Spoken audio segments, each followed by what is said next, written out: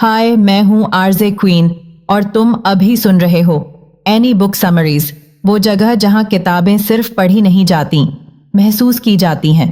आज मैं तुम्हें ले जाने वाली हूँ एक ऐसी किताब के सफ़र पर जो सिर्फ बिजनेस या स्टार्टअप की बातें नहीं करती, बल्कि तुम्हें ये सोचने पर मजबूर कर देगी कि क्या तुम दुनिया में कुछ ऐसा बनाने आए हो जो पहले कभी था ही नहीं। 0 to 1 पीटर थील और ब्लैक मास्टर्स की ये किताब तुम्हें बताती है कि असली खेल भीड़ में सबसे तेज भागने का नहीं, बल्कि अपनी अलग दौड़ बनाने का है। इसमें वो कहानियां हैं, वो आइडियाज हैं जो तुम्हें अपने सपनों को एक नई शक्ल देने की हिम्मत देंगे। और मैं चाहती हूँ कि तुम ये सफर सिर्फ सुनो नहीं, इसे अपने अंदर कहीं गहराई में महसूस करो, क्योंकि आज से हम सिर्फ दूसरों के बनाए रास्तों पर चलने वाले नहीं, हम अपना रास्ता खुद बनाने वाले हैं। तो चलो शुरू करते हैं ये सफर 0 to 1 का और देखते हैं कि भविष्य सिर्फ इंतजार करने की चीज है या बनाने की। अब हम उस किताब का पहला ग्रंथ शुरू कर रहे हैं जिसकी आत्मा ही यह सवाल उठाती है कि क्या तुम सिर्फ वही दोहराने आए हो जो पहले से है, या फिर इस दुनिया में कुछ ऐसा जोड़ने आए हो जो पहले कभी था ही नहीं। क्या कभी तुम्हारे भीतर यह बेचैनी उठी है कि मैं वही रास्ता क्यों चल रहा हूँ जो लाखों लोग पहले से चलते आ रहे हैं, जबकि मेरा दिल किसी ऐसे मोड़ की तलाश में है जो बिल्कुल अनदेखा है, अनछुआ है। यही बेचैनी पीटर थील नाम के उस सपने देखने वाले इंसान के भीतर भी थी, जिसने अपनी जिंदगी में बार बार इस सोच को जिया कि असली नवाचार यानी इनोवेशन वही है जो दुनिया को 0 से 1 तक ले जाए, कुछ ऐसा जो पहले कभी था ही नहीं। इस सोच की नींव तब पड़ी जब उन्होंने अपने चारों तरफ देखा कि ज्यादातर लोग बस कॉपी कर रहे हैं, वही कर रहे हैं जो पहले से चलता आ रहा है, लेकिन बहुत कम लोग ऐसे हैं जो कोई बिल्कुल नई दिशा, नई चीज, नई कहानी गढ़ते हैं। और सच कहूं तो आरजे क्वीन होने के नाते मैंने भी अपने जीवन में ऐसे ही पल देखे हैं। वो पल जब मैं भीड़ के साथ बह रही थी, दूसरों के नक्श एकदम पर चलते चलते खुद को भूलने लगी थी। और फिर एक दिन भीतर से एक आवाज आई कि अगर मैं भी वही करूं जो सब कर रहे हैं तो मेरे होने का मतलब ही क्या है। मैंने महसूस किया कि नवाचार कोई जादू नहीं है जो अचानक आसमान से गिरता है। यह तो उस पल में जन्म लेता है जब तुम अपने माइंड यानी अपने विचार मन को खोलकर दुनिया को नए नजरिए से देखना शुरू करते हो। जैसे एक कलाकार खाली कैनवास के सामने खड़ा होता है बिना इस डर के कि लोग क्या कहेंगे, वैसे ही जिंदगी में भी असली पावर यानी ताकत इस बात में है कि तुम अपनी सोच को बिना बंधनों के उद्दहने दो।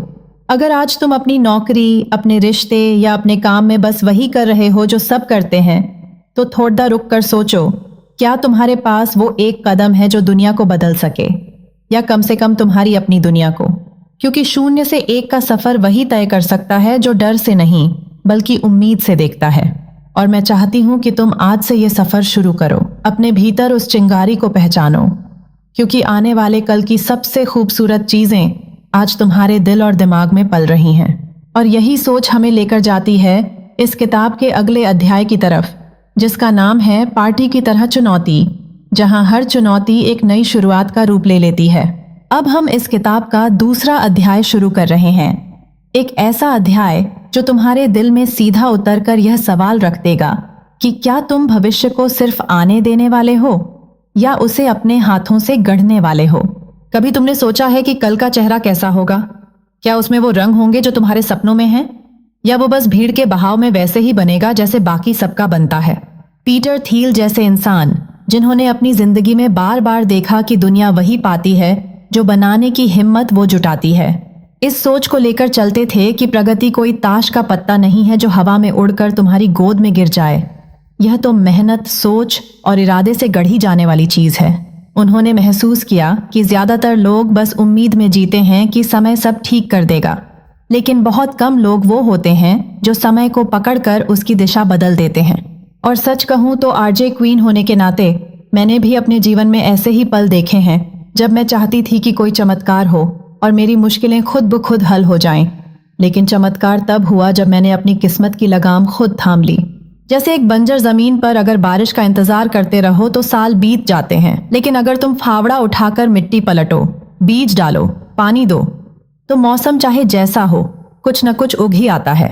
यही है अपने माइंड यानी विचार मन की असली पावर यानी ताकत, जो भविष्य को अपने इरादों के अनुसार मोड़ सकती है। अगर आज तुम बस यह सोचकर बैठे हो कि आने वाला कल बेहतर होगा, तो एक पल रुककर खुद से पूछो, क्या तुम उस बेहतर कल की तैयारी कर रहे हो या बस उसका इंतजार? क्योंकि सच्चाई यह है कि भविष्य तुम्हारे इंतजार में नहीं रुका है। वह तो हर पल बन रहा है और तुम्हारे हाथ में है कि उसे कैसे बनाना है। तो आज ही वो पहला कदम उठाओ जो तुम्हारे कल को नया चेहरा देगा, क्योंकि उम्मीद से भरे फैसले ही आने वाले समय की सबसे मजबूत नींव होते हैं। और अब इस सफर में अगला मोड़ हमें ले जाएगा तीसरे अध्याय की ओर, जिसका नाम है सुखद भविष्य, जहां हम जानेंगे कि बेहतर कल का सपना कैसे जीता जाता है। अब हम इस किताब का तीसरा अध्याय शुरू कर रहे हैं।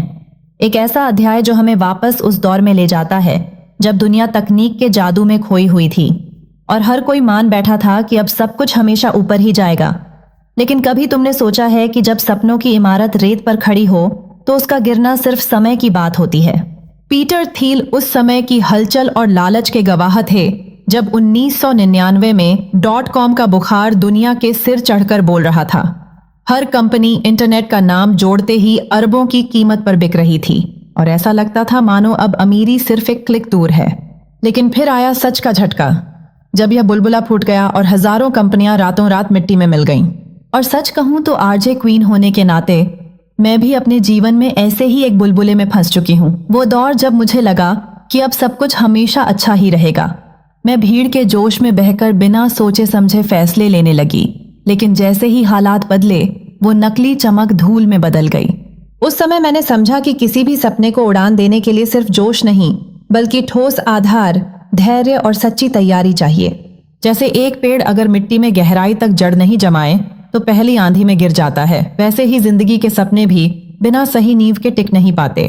तो अगर आज तुम किसी चीज के पीछे भाग रहे हो सिर्फ इसलिए कि सब भाग रहे हैं, तो एक पल ठहर कर सोचो, क्या इसमें तुम्हारी अपनी समझ, अपनी मेहनत और अपनी जड़ें हैं, या बस हवा का रुख है जिसे तुमने अपना लिया है? क्योंकि असली पावर यानी ताकत भीड़ में घुल जाने में नहीं, बल्कि सही समय पर सही जगह अपनी पहचान बनाने में है। और अब इस सफर का अगला मोड़ हमें ले जाएगा चौथे अध्याय की तरफ, जिसका नाम है सभी खुश कंपनियां एक जैसी होती हैं, जहां हम जानेंगे कि सफलता के पीछे कौन से अनकहे राज छुपे होते हैं। अब हम इस किताब का चौथा अध्याय शुरू कर रहे हैं। एक ऐसा अध्याय जो तुम्हारे सामने यह चुपचाप लेकिन गहरा सवाल रखता है कि अगर तुम्हारा सपना सच हो भी जाए तो क्या वो भीड़ में खो जाएगा या अपनी अलग पहचान से चमकेगा? कभी तुमने सोचा है कि क्यों कुछ कंपनियां सालों साल तक टिकी रहती हैं और बाकी हजारों बस इतिहास के पन्नों में दबकर रह जाती हैं? पीटर थील का मानना था कि हर सच में सफल कंपनी के पास कुछ ऐसा होता है जो और किसी के पास नहीं होता, एक अनोखा तत्व जो उसे दूसरों से अलग करता है और जो उसे अपना एक तरह का मोनोपोली यानी एकाधिकार देता है। ये सोच उनके अपने अनुभव से निकली जब उन्होंने देखा कि जो कंपनियां सिर्फ ट्रेंड का पीछा करती हैं वो जल्दी फीकी पड़ जाती हैं, लेकिन जो कुछ ऐसा देती हैं जो कोई और नहीं दे सकता, वो बरसों बाद भी अपने नाम की पहचान बनाए रखती हैं। बरसों बाद भी अपने और सच कहूं तो आरजे क्वीन होने के नाते मैंने भी अपने सफर में यह सीखा है कि भीड़ में सबसे ऊंची आवाज बनना आसान है, लेकिन उस आवाज में अपनी असली पहचान बनाए रखना ही असली कला है। मुझे याद है जब मैंने शुरुआत की थी तब मैंने दूसरों की तरह ही बोलने, दूसरों की तरह ही करने की कोशिश की, लेकिन अंदर से खालीपन महसूस हुआ क्योंकि वो मैं नहीं थी। फिर एक दिन मैंने अपने माइंड यानी विचार मन से सवाल किया कि अगर मेरी कहानी मेरी नहीं होगी तो मैं किसकी कहानी सुना रही हूँ? उसी पल मैंने अपनी असली आवाज अपनाई और धीरे धीरे समझ आया कि यही मेरी पावर यानी ताकत है, वो जो कोई और कॉपी नहीं कर सकता। जिंदगी में भी अगर तुम वही कर रहे हो जो बाकी सब कर रहे हैं तो तुम्हारी पहचान भी भीड़ में खो जाएगी। लेकिन अगर तुम में हिम्मत है अपनी अलग राह बनाने की, तो तुम वो जगह हासिल कर सकते हो जहां कोई और नहीं पहुंच सकता। क्योंकि फर्क यही पैदा करता है कि लोग तुम्हें सिर्फ याद करें या तुम्हारे बिना उनका काम ही न चले। और शायद यही वजह है कि आज का यह सबक हमें सीधे ले जाता है अगले अध्याय की ओर, जिसका नाम है प्रतिस्पर्धा की विचारधारा, जहां हम जानेंगे कि दूसरों से आगे निकलने की असली समझ कैसी होती है। अब हम इस किताब का चौथा अध्याय शुरू कर रहे हैं और ये अध्याय तुम्हें चुपचाप एक खतरनाक सच के सामने खड़ा कर देता है कि क्या तुम सच में जीतने के लिए दौड़ रहे हो या बस इसीलिए भाग रहे हो क्योंकि बाकी सब भाग रहे हैं। सोचो, अगर सारी जिंदगी तुम बस दूसरों के बनाए ट्रैक पर दौड़ते रहो तो क्या कभी अपनी मंजिल पा सकोगे? पीटर थियल ने यह बात अपने बिजनेस के शुरुआती दौर में सीखी, जब उन्होंने देखा कि कंपनियां अक्सर सिर्फ इसीलिए एक दूसरे से टकरा रही हैं क्योंकि उन्हें लगता है कि यही असली खेल है, जबकि सच्ची जीत उस वक्त आती है जब तुम ये खेल ही बदल देते हो और एक बिल्कुल अलग रास्ता चुन लेते हो। आरजे क्वीन होने के नाते मुझे भी वो दिन याद हैं जब मैं रेडियो पर बस वही करती थी जो बाकी आरजे करते थे, वही गाने, वही बातें, वही अंदाज, और धीरे धीरे अंदर से लगता था कि मैं भी बस उसी भीड़ का हिस्सा हूं जो बिना सोचे बस दौड़ रही है। फिर एक रात शो खत्म होने के बाद मैंने खुद से सवाल किया कि क्या मैं इस दौड़ में रहकर कभी अपनी असली पहचान पा पाऊंगी, और जवाब साफ था नहीं। अगले ही दिन मैंने अपने माइंड यानी विचार मन को नए तरीके से इस्तेमाल किया। भीड़ की नकल छोड़कर अपने दिल के करीब की कहानियां सुनानी शुरू की, वो बातें जिन पर हंसते रोते हुए लोग खुद को देख सकें। यही इस अध्याय का सबक है, दूसरों के बनाए नक्शे पर मत चलो, अपना नक्शा खुद बनाओ। अगर तुम दुकान चला रहे हो तो वही सामान मत बेचो जो सब बेच रहे हैं। अपने इलाके में ऐसा कुछ लाओ जो और किसी के पास ना हो। अगर पढ़ाई कर रहे हो तो बस मार्क्स के पीछे मत भागो, वो हुनर सीखो जो तुम्हें बाकी से अलग बनाए, क्योंकि असली पावर यानी ताकत तभी मिलती है जब तुम अपने खेल के मालिक बनते हो, न कि किसी और के खेल में खिलाड़ी। और शायद आज तुम्हें भी अपनी दौड़ का ट्रैक बदलने की हिम्मत जुटानी चाहिए, क्योंकि भीड़ में खो जाना आसान है पर अपनी जगह बनाना ही सच्ची डेस्टिनी यानी नियति है। और अब यही रास्ता हमें ले जाता है अगले अध्याय की ओर, जिसका नाम है आखिरी आने वाले का फायदा, जहां हम जानेंगे कि कभी कभी देर से आना ही सबसे बड़ा लाभ कैसे बन जाता है। अब हम इस किताब का 5वां अध्याय शुरू कर रहे हैं और ये अध्याय तुम्हें ये सोचने पर मजबूर कर देगा कि क्या सच में सबसे पहले दौड़ में कूद जाना ही जीत की गारंटी है, या फिर कभी कभी सबसे आखिरी में चलने वाला ही असली विजेता बनता है। जरा खुद से पूछो, क्या जल्दी शुरू करना हमेशा सही होता है, या सही वक्त का इंतजार करने में ही असली ताकत छुपी है? पीटर थियल ने यह सच्चाई अपने कारोबारी सफर में तब देखी जब उन्होंने नोटिस किया कि कई बार बाजार में सबसे पहले आने वाले लोग बस रास्ता साफ करते हैं, लेकिन जीत उस कंपनी की होती है जो सबसे बाद में आती है और सबसे मजबूत टिकाऊ हल लेकर आती है। ऐसा हल जो सालों तक लोगों के दिल और जरूरत दोनों में बना रहे। आरजे क्वीन होने के नाते मुझे वो दिन याद हैं जब मैं अपने शो में नई नई ट्रेंडिंग बातें लाने की कोशिश में रहती थी, पर कई बार वो बातें बस कुछ हफ्तों में पुरानी हो जाती और सुनने वाले भूल जाते। फिर एक दिन मैंने ठान लिया कि मैं सिर्फ इसलिए जल्दी कुछ नया नहीं बोलूंगी कि बाकी सब कर रहे हैं, बल्कि तब बोलूंगी जब मेरे दिल में वो बात पूरी तरह पक कर तैयार हो, जैसे दादी का धीमी आंच पर पका हुआ हलवा जो सुगंध और स्वाद में देर तक याद रहता है। यही तो इस अध्याय की आत्मा है, अपने माइंड यानी विचार मन को जल्दबाजी में नहीं बल्कि धैर्य के साथ इस्तेमाल करना, ताकि जो भी तुम दुनिया के सामने रखो वो गहराई और स्थायित्व से भरा हो।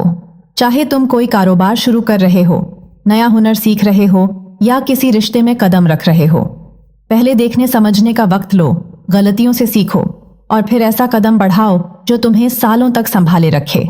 क्योंकि जल्दीबाजी से मिली जीत चमक तो देती है, पर देर से किया गया सही काम जीवन भर रोशनी बन सकता है।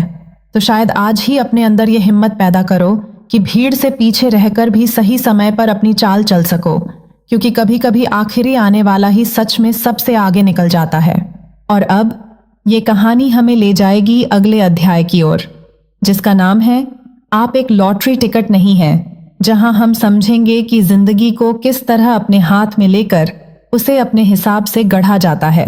अब हम इस किताब का 6ठा अध्याय शुरू कर रहे हैं और ये वो मोड़ है जहां तुम्हें अपने आप से एक बेहद सीधा और शायद थोड़ा चुभने वाला सवाल पूछना पड़ेगा कि क्या तुम अपनी जिंदगी को किसी लॉटरी के टिकट की तरह देख रहे हो या फिर उसे अपने हाथों से गढ़ रहे हो।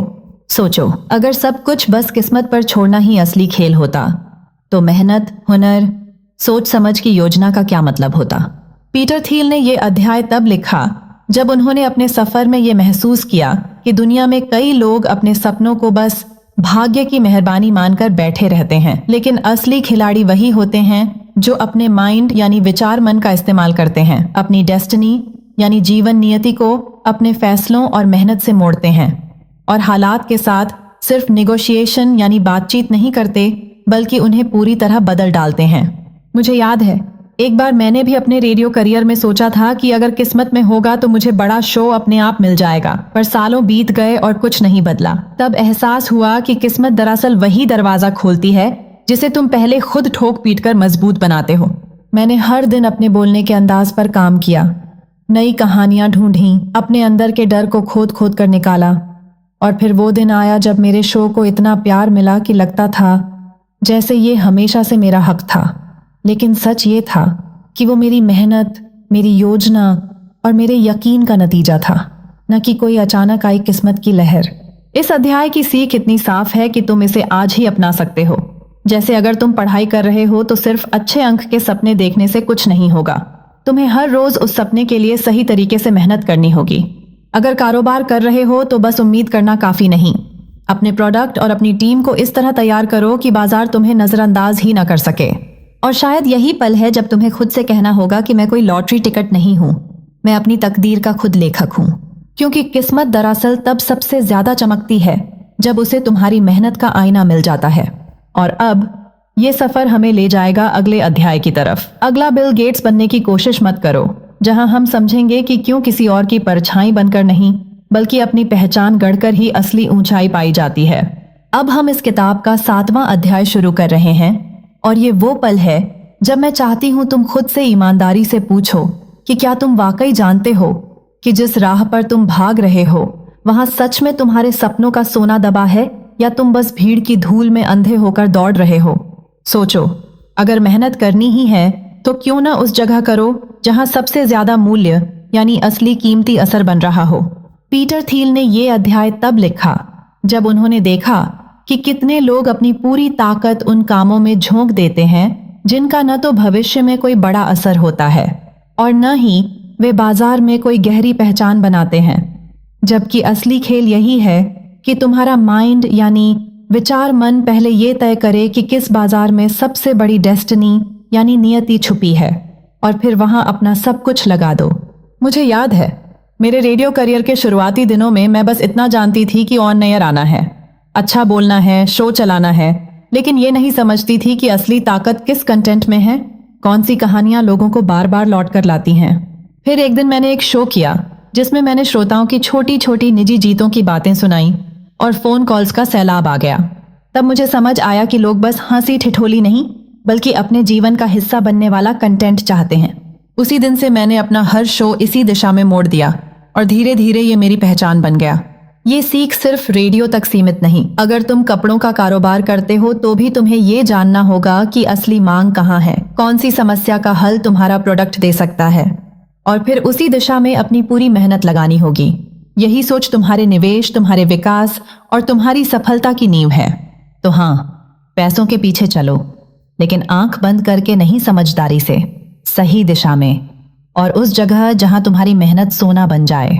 और अब ये सफर हमें लेकर जाएगा अगले अध्याय की ओर, मोनोपोली बनाओ, जहां हम जानेंगे कि क्यों भीड़ में खो जाने से बेहतर है अपना अलग, बेहतरीन और बेमिसाल खेल खड़ा करना। अब हम इस किताब का 8वां अध्याय शुरू कर रहे हैं और मैं चाहती हूं कि तुम एक पल रुक कर अपने दिल से पूछो कि क्या तुम्हारे पास कोई ऐसा सच है जिसे तुमने सालों से अपने सीने में छुपा रखा है क्योंकि तुम्हें लगता है कि कोई मानेगा ही नहीं या शायद लोग तुम्हें पागल समझेंगे। पीटर थील ने यह अध्याय तब लिखा जब उन्होंने महसूस किया कि दुनिया की हर बड़ी खोज, हर अनोखी कंपनी के पीछे एक ऐसा रहस्य होता है जो बाकी सबकी नजरों से छुपा होता है और जिसे जानने वाला उसे अपना हथियार बना लेता है। और ये रहस्य कोई जादुई तिजोरी में बंद चीज नहीं, बल्कि अक्सर इतना सामने होता है कि लोग उसे अनदेखा कर देते हैं। मुझे याद है एक बार मेरे रेडियो के शुरुआती दिनों में एक बुजुर्ग कॉलर ने मुझे कहा कि बेटा, तुम्हारी आवाज में कहानियां छुपी हैं, तुम सिर्फ गाने मत बजाया करो, लोगों की जिंदगी की सच्चाई भी सुनाओ। उस समय ये बात किसी बड़े गुरु मंत्र जैसी लगी ही नहीं, बल्कि मुझे लगा अरे ये तो साधारण सी सलाह है। लेकिन धीरे धीरे जब मैंने इस पर चलना शुरू किया तो पता चला यही मेरा रहस्य है, यही मेरी पहचान है, यही वो अनसुनी धुन है जिसे लोग ढूंढ रहे थे। ये सच है कि रहस्य वही पाता है जो देखने के लिए अपने माइंड यानी विचार मन को खोल देता है, जो सवाल पूछने से नहीं डरता, जो दुनिया के सब जानते हैं वाले बहाव में बहने के बजाय अपनी आंखें खुद खोलता है। अगर तुम बिजनेस कर रहे हो तो ये रहस्य किसी नई टेक्नोलॉजी का हो सकता है, किसी अनदेखी समस्या का या किसी ऐसे तरीके का जिसे सबने नजरअंदाज किया हो। और अगर तुम अपने करियर के मोड़ पर खड़े हो तो शायद तुम्हारा रहस्य तुम्हारी कोई अनूठी कला हो, कोई निखरी हुई आदत या लोगों के साथ जुड़ने का एक खास अंदाज। रहस्य की सबसे खूबसूरत बात यह है कि वो तब तक जिंदा रहता है जब तक तुम उसे अपने जुनून से सींचते हो और बाकी दुनिया उसे बस एक सपना समझती रहती है। तो अगली बार जब कोई तुम्हारे आइडिया पर हंसे, मुस्कुराकर सोचना कि शायद यही तुम्हारा असली रहस्य है। और अब इस सफर में हम पहुंचेंगे अगले अध्याय की ओर, मोनोपोली बनाओ, जहां हम जानेंगे कि भीड़ से अलग अपना एक ऐसा खेल कैसे रचा जाता है जिसमें जीत सिर्फ तुम्हारी हो। अब हम इस किताब का 9वां अध्याय शुरू कर रहे हैं और मैं चाहती हूं कि तुम अपने आप से एक सीधा सवाल पूछो कि अगर तुम्हारी जिंदगी या तुम्हारा सपना एक इमारत होता तो उसकी नींव कितनी गहरी और मजबूत होती। पीटर थील ने यह अध्याय तब लिखा जब उन्होंने देखा कि कई शानदार आइडिया जमीन पर आकर गिर जाते हैं क्योंकि उन्हें संभालने वाली टीम, संस्कृति और ढांचा शुरुआत से ही ठोस नहीं था। उन्होंने पेपाल के शुरुआती दिनों में सीखा कि सही लोग, सही माहौल और सही नियम तय करना बाद में नहीं, शुरू में ही जरूरी है, वरना आगे चाहे जितना सजावट कर लो, इमारत हिलती रहेगी। मुझे याद है जब मैंने अपने छोटे से रेडियो शो की शुरुआत की थी तो मैं बस जोश में थी, सोचती थी कि बस अच्छा कंटेंट बोलूंगी तो सब ठीक रहेगा। लेकिन 2 महीने बाद ही थकान, गड़बड़ समय सारणी और टीम के बीच छोटी छोटी गलतफहमियां सामने आने लगीं। तब एहसास हुआ कि नींव सिर्फ मेहनत नहीं बल्कि भरोसे, तालमेल और साफ विजन यानी स्पष्ट दृष्टि से बनती है। इस सीख को अपनाने का मतलब है कि चाहे तुम एक कंपनी बना रहे हो या अपने करियर का रास्ता, शुरुआत में ही सोचो कि तुम्हारे साथ चलने वाले लोग कौन होंगे, तुम किन मूल्यों पर अडिग रहोगे और तुम्हारा ढांचा ऐसा होगा कि मुश्किल समय में भी टिक सके। जैसे एक किसान बुवाई से पहले मिट्टी तैयार करता है, बीज चुनता है, पानी की व्यवस्था करता है, वैसे ही हमें अपने सपनों के लिए शुरुआत में ही सही तैयारी करनी चाहिए। कई बार हम सोचते हैं कि वक्त के साथ सब सेट हो जाएगा, लेकिन सच्चाई ये है कि वक्त उसी को संवारता है जिसकी नींव पहले दिन से मजबूत हो। और हाँ, नींव जितनी गहरी होगी आसमान उतना ही करीब लगेगा। तो आज अगर तुम्हारे सपनों की नींव थोड़ी डगमगा रही है तो रुक कर उसे मजबूत करो, क्योंकि वही तुम्हें गिरने से बचाएगी।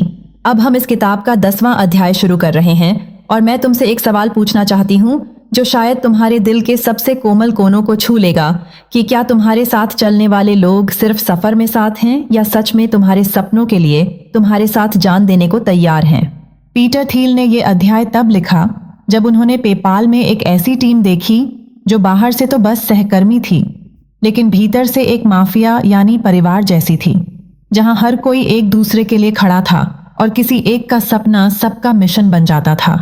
मैं याद करती हूँ जब मैं अपने पहले बड़े रेडियो शो पर थी और हमारी टीम में सिर्फ 5 लोग थे। हम दिन रात काम करते थे, बिना घड़ी देखे, बिना थके, और बीच में कभी कभी बहस भी होती थी। लेकिन बाहर की दुनिया में अगर किसी ने हम में से किसी पर उंगली उठाई तो बाकी 4 लोग ऐसे खड़े हो जाते थे जैसे किसी ने अपने घर की दीवार हिलाने की कोशिश कर दी हो। यही है माफिया की मशीनरी, एक ऐसा सिस्टम जहां भरोसा सिर्फ एक शब्द नहीं बल्कि एक सांस की तरह है, जहां हर सदस्य के पास यह एडिग यकीन होता है कि कोई भी मुश्किल आए वे अकेले नहीं हैं। अगर तुम इसे अपने जीवन में उतारना चाहते हो तो अपने आसपास उन लोगों को पहचानो जिनसे तुम सिर्फ मिलते जुलते नहीं बल्कि जिनके साथ तुम्हारा मकसद, तुम्हारी आत्मा का राग एक सुर में बजता है। फिर चाहे वो दोस्त हों, सहकर्मी हों या परिवार, और उनसे रिश्ते को सिर्फ औपचारिक नहीं बल्कि दिल से निभाओ, क्योंकि सच्चाई ये है कि सपनों की सबसे बड़ी ताकत टीम के कौशल में नहीं बल्कि उस वफादारी में होती है जो दुनिया के किसी तूफान से भी नहीं टूटती। और जब तुम्हारे पास ऐसी टोली होगी तो तुम सिर्फ जीतोगे ही नहीं बल्कि इस सफर में हर दिन को जीत जैसा महसूस करोगे। तो चलो इस सफर को यहीं से आगे बढ़ाते हैं और अब हम पहुंचते हैं अगले अध्याय पर। अगर तुम इसे बनाओगे तो क्या वो आएंगे जहां हम जानेंगे कि सपनों को सच करने में सिर्फ बनाना काफी है या लोगों को खींच लाने का जादू भी आना चाहिए।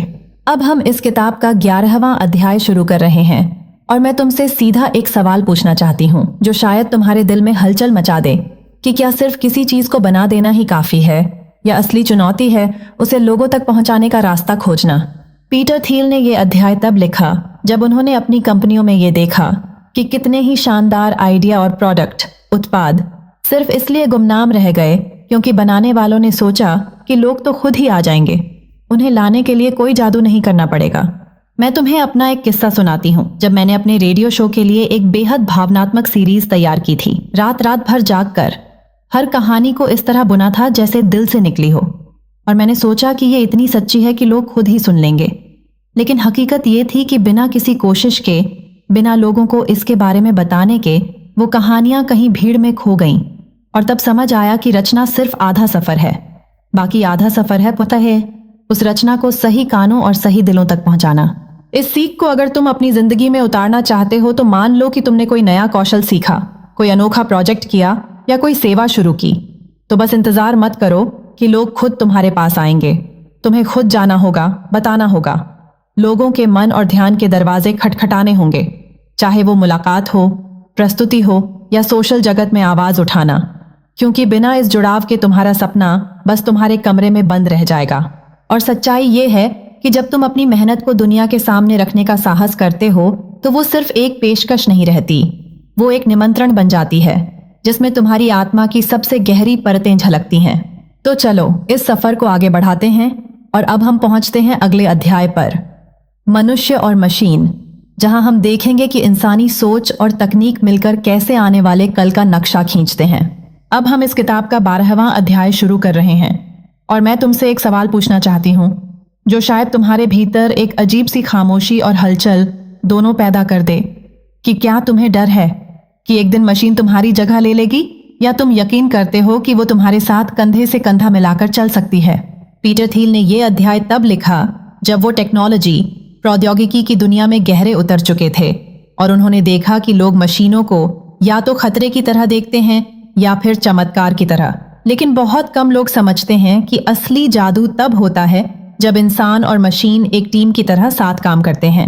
मुझे याद है कुछ साल पहले मैंने अपना शो तैयार करने के लिए एक नया एडिटिंग सॉफ्टवेयर अपनाया था। शुरू में लगा ये तो मेरी अपनी क्रिएटिविटी, रचनात्मकता को मार देगा, लेकिन धीरे धीरे समझ आया कि इसने तो मेरे हाथ खोल दिए। वो थकाऊ हिस्से जो घंटों ले जाते थे मशीन ने चुटकियों में कर दिए और मैं अपना असली समय कहानियों की गहराई में जाने में लगा सकी। उस दिन पहली बार मैंने मशीन को एक साथी की तरह देखा, न कि सही कि एक दुश्मन की तरह। यही बात तुम्हारे काम में भी उतर सकती है, चाहे तुम लिखते हो, सिखाते हो, बनाते हो या बेचते हो। अगर तुम मशीन को सिर्फ एक औजार नहीं बल्कि अपने काम का सहयात्री मानोगे तो तुम अपनी असली ताकत यानी इंसानी कल्पना, संवेदनशीलता और रिश्तों को और ज्यादा चमका पाओगे। और ये वो चीज है जो कोई मशीन अकेले कभी नहीं कर सकती। जिंदगी में जीत सिर्फ ताकतवर होने से नहीं बल्कि सही साथी चुनने से मिलती है। और शायद मशीनें हमारे आने वाले वक्त के सबसे भरोसेमंद साथी बन सकती हैं अगर हम उन्हें उसी भरोसे से अपनाएं। और अब इस सफर में अगला मोड़ हमें ले जाता है 13वें अध्याय की ओर, सीइंग ग्रीन, जहां हम देखेंगे कि हरियाली और विकास के सपनों में किस तरह की सच्चाई और धोखे छिपे होते हैं। अब हम इस किताब का 13वां अध्याय शुरू कर रहे हैं और मैं तुमसे एक सवाल पूछना चाहती हूँ जो शायद तुम्हारे दिल में एक अजीब सी टीस जगा दे कि जो भी चीज तुम्हें हरी भरी, प्यारी और सुरक्षित दिखती है, क्या वो सच में उतनी ही साफ और मासूम है जितना वो दिखती है। पीटर थील ने यह अध्याय तब लिखा जब उन्होंने अपनी आंखों से देखा कि ग्रीन टेक्नोलॉजी यानी हरित प्रौद्योगिकी के नाम पर कितने बड़े बड़े प्रोजेक्ट शुरू होते हैं जो बाहर से तो धरती को बचाने का दावा करते हैं लेकिन अंदर से सिर्फ मुनाफा कमाने की मशीन बन चुके होते हैं। मुझे याद है कुछ साल पहले मैंने एक नई इको फ्रेंडली, पर्यावरण मित्र ब्रांड के प्रोडक्ट्स लेना शुरू किया। उनके विज्ञापन इतने सच्चे लगते थे कि लगता था यही तो बदलाव की शुरुआत है। लेकिन जब एक दिन मैंने उनके निर्माण और सप्लाई की असलियत देखी तो समझ आया कि ये हरा रंग सिर्फ पैकेट पर था, अंदर से सब पहले जैसा ही धुआं और गंदगी थी। उस दिन मैंने जाना कि टिकाऊपन सिर्फ शब्दों में नहीं बल्कि सोच और काम में होना चाहिए। और यही सोच तुम्हारे जीवन में भी उतर सकती है, चाहे तुम कुछ बनाते हो या खरीदते हो। अगर तुम उसके पीछे की सच्चाई को परखना सीख जाओ तो तुम सिर्फ अपने लिए नहीं बल्कि इस धरती के लिए भी सही फैसला कर पाओगे। असली बदलाव तब आता है जब हम दिखावे की चमक छोड़कर उस सच्चाई को अपनाते हैं जो भले थोड़ी कठिन हो लेकिन आने वाले कल के लिए बेहतर हो। और यही इस अध्याय की आत्मा है कि हरे रंग का मतलब सिर्फ रंग नहीं बल्कि एक जिम्मेदारी है। और अब इस सफर में अगला मोड़ हमें ले जाता है 14वें अध्याय की ओर, संस्थापक की विरोधाभास, जहां हम समझेंगे कि एक महान संस्थापक में वो कौन सी उलझनें और ताकतें छिपी होती हैं जो उसे अलग बनाती हैं। अब हम इस किताब का 14वां अध्याय शुरू कर रहे हैं और मैं तुमसे एक सवाल पूछना चाहती हूँ जो शायद तुम्हारे दिल में हलचल मचा दे कि क्या एक इंसान एक साथ पूरी तरह अलग और फिर भी पूरी तरह केंद्रित रह सकता है? क्या कोई अपनी सोच से भीड़ से कोसों दूर होकर भी अपने रास्ते पर अडिग चल सकता है? पीटर थील ने यह अध्याय तब लिखा जब उन्होंने अपनी आंखों से देखा कि जिन लोगों ने दुनिया बदल दी उनके भीतर अजीब से विरोधाभास थे, जैसे वो लोग बेहद गहरे सपने देखने वाले भी थे और साथ ही रोजमर्रा की छोटी छोटी बातों में बारीकी से डूबे रहने वाले भी। वो बड़े विजन यानी दीर्घ दृष्टि रखने के साथ साथ छोटे फैसलों में अद्भुत धैर्य और ठोस अनुशासन दिखाते थे। मुझे याद है जब मैंने अपने पहले शो की शुरुआत की थी तो मैं एकदम बेपरवाह थी। मेरी सोच हवा में उड़ते पतंग जैसी थी, लेकिन उसी वक्त मेरे अंदर एक अजीब सी लगन भी थी कि मैं हर शब्द, हर सुर, हर सांस को इतना सही रखूं कि सुनने वाले को लगे ये सिर्फ उसके लिए कहा गया है। यही विरोधाभास मुझे बचाता भी था और आगे भी धकेलता था। शायद यही वजह है कि अगर तुम अपने भीतर के विरोधाभासों से डरने के बजाय उन्हें अपनाना सीख जाओ तो तुम अपनी ताकत को कई गुना बढ़ा सकते हो। जैसे कोई चित्रकार जो रंगों की टकराहट को ही एक खूबसूरत तस्वीर में बदल देता है। इस सीख को आजमाने का सबसे आसान तरीका है कि अपने दिन में एक काम ऐसा रखो जो पूरी तरह पागलपन जैसा लगे और एक काम ऐसा जो पूरी तरह अनुशासन से भरा हो, और देखो कैसे ये दोनों मिलकर तुम्हें किसी नए मुकाम पर ले जाते हैं। कभी कभी तुम्हारा असली जादू तुम्हारी एकरूपता में नहीं बल्कि तुम्हारे भीतर बसे इन विरोधाभासों में छिपा होता है, और जब तुम इन्हें स्वीकार कर लेते हो तो तुम अपनी असली पहचान और डेस्टिनी यानी जीवन की नियति से मिल पाते हो। अब हम इस किताब का आखिरी पड़ाव छूने जा रहे हैं, निष्कर्ष, ठहराव या विलक्षणता। और मैं तुमसे एक सीधा, अंदर तक चुभ जाने वाला सवाल पूछना चाहती हूँ कि अगर तुम्हारे सामने जिंदगी के अगले 20 साल का नक्शा रख दिया जाए तो क्या तुम चाहोगे कि सब कुछ वैसे ही चलता रहे जैसा अभी है, या फिर तुम चाहोगे कि कुछ ऐसा घटे जो आज नामुमकिन लगता है लेकिन कल तुम्हें और पूरी दुनिया को बदल दे? पीटर थील ने ये पन्ने तब लिखे जब उन्होंने देखा कि इंसानियत के पास हमेशा दो रास्ते होते हैं, एक जहां सब कुछ बस धीरे धीरे चलता रहता है जैसे बिना हवा के ठहरा हुआ समंदर, और दूसरा जहां कोई पागलपन भरी पर खोज से लहरें उठती हैं जो हमें अनजान किनारों तक ले जाती हैं। मुझे याद है एक वक्त था जब मैं अपने करियर में एकदम ठहराव में फंसी थी। रोज वही काम, वही लोग, वही बातें, बाहर से सब ठीक, अंदर से सब सूना। फिर एक दिन मैंने अचानक हिम्मत की अपनी आवाज के साथ कुछ नया करने की। एक ऐसा शो शुरू किया जिसका आइडिया लोगों को अजीब लगा, लेकिन उसी ने मुझे वो आज़ादी दी जिसकी तलाश बरसों से थी। यही इस अध्याय की जान है। ठहराव कोई सुरक्षित ठिकाना नहीं, वो एक धीमा जहर है जो हमें अंदर से मार देता है, और विलक्षणता यानी अद्वितीय नवाचार ही वो सांस है जो हमें जिंदा रखती है। अगर तुम अपने जीवन में इसे अपनाना चाहते हो तो बस इतना करो कि किसी एक छोटे से हिस्से में, चाहे वो तुम्हारा काम हो या तुम्हारा कोई सपना, उसमें ऐसा बदलाव लाओ जो तुम्हें खुद डराए, क्योंकि वहीं से असली शुरुआत होती है। और शायद यही सबसे बड़ा सच है, भविष्य कहीं बाहर नहीं, वो तुम्हारे हर आज के चुनाव में छुपा है। तो चलो हम सब अपनी जिंदगी का पन्ना ऐसे मोड़ें कि कल पीछे मुड़कर देखें तो कह सकें हमने बस जिया नहीं, हमने बनाया भी। तो बस दोस्तों, यही था 0 to 1 का सफर। एक ऐसी किताब जो हमें याद दिलाती है कि असली जीत नकल में नहीं बल्कि अपनी खुद की अनोखी दुनिया बनाने में है। ये सफर हमें सिखाता है कि चाहे हालात कितने भी मुश्किल हों, अगर हमारे पास अलग सोच और उसे सच करने का हौसला है तो हम ठहराव से निकलकर अद्भुत ऊंचाइयों तक जा सकते हैं। और सच कहूं, इस किताब को पढ़ते हुए कई बार लगा जैसे ये सिर्फ स्टार्टअप की नहीं, हमारी जिंदगी की भी कहानी है। शायद तुम भी कहीं अपने सपनों को टाल रहे हो, सोच रहे हो सही समय आएगा, पर याद रखना सही समय हम खुद बनाते हैं। तो उठो, सोचना छोड़ो और अपनी जिंदगी में वो पहला कदम भरो जो तुम्हें 0 से 1 की तरफ ले जाए। मैं हूं आरजे क्वीन, और अगर ये कहानी तुम्हारे दिल को छू गई हो तो इसे अपने दोस्तों तक पहुंचाओ, क्योंकि हो सकता है उनका भी वक्त आ गया हो अपना रास्ता बनाने का। अगले एपिसोड में हम मिलेंगे एक और जबरदस्त किताब की समरी के साथ। तब तक अपने सपनों पर यकीन बनाए रखो, क्योंकि दुनिया को तुम्हारे जैसे क्रिएटर्स की बहुत जरूरत है।